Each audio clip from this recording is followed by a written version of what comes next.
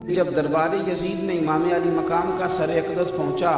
اس نے چھڑی کے ساتھ معاذ اللہ ثم معاذ اللہ ہونٹوں کو چھڑی ماری اور کہنے لگا حسین دیکھ لو رب نے مجھے کامیاب کیا، اور معاذ اللہ نقل کفر نہ باشد آپ ناکام ہو گئے۔ تو بی بی صاحبہ دور بیٹھی تھی ستون کے پاس، دور با پردہ تھی، وہاں سے بولی، اٹھ کے کھڑی ہو گئی۔ اور ایسے ہی بے صبری، ہماری تو بیویاں تھوڑا سا دکھ آ جائے تو ان کی آواز میں اتنا روتی ہیں کہ بندہ پوچھتا ہے کہ چل 2 منٹ چپ کر، بات تو بتا ہوا کیا ہے، لیکن کوئی حوصلہ ہی نہیں، اس لیے ڈپریشن ہی ڈپریشن ہے، ٹینشن ہی ٹینشن ہے، اللہ جانے کدھر جانے قوم نے۔ حضرت زینب اٹھی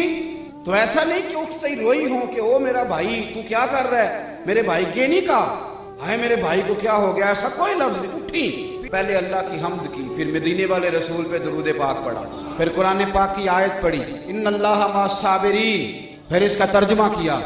فرمانے لگی میرے ابا مولا علی شیر خدا نے فرمایا تھا کہ جسم کے اندر جو مقام سر کا ہے، ایمان کے اندر وہی مقام صبر کا ہے۔ یہ لفظ بیان کیے، پوری تمہید باندھی، اور پھر کیا انداز ہے بات کرنے کا، نہ لفظ ٹوٹے نہ آنسو آئے۔ ایک نابینا صحابی بیٹھے تھے دمشق کے دربار میں، نابینا صحابی، وہ کہتے ہیں میں نے سنا تو میں حیران ہو گیا، میں نے بڑے جمعے پڑھے تھے مولا علی کے پیچھے، جب سیدہ زینب کو سنا تو ساتھ والے بندے کا نا گھٹنا ہلا کے کہنے لگے یہ علی تو نہیں آ گئے دربار میں،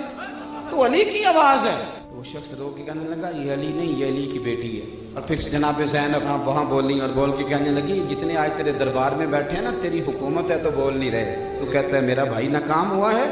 سیدہ زینب فرمانے لگی یہ تو قیامت تک مورخ بتائے گا، ذکر تیرا بھی ہوگا پر لوگ لعنتیں ڈالیں گے، اور ذکر میرے حسین کا بھی ہوگا پر خطیب خطبوں میں بھی درود پڑھا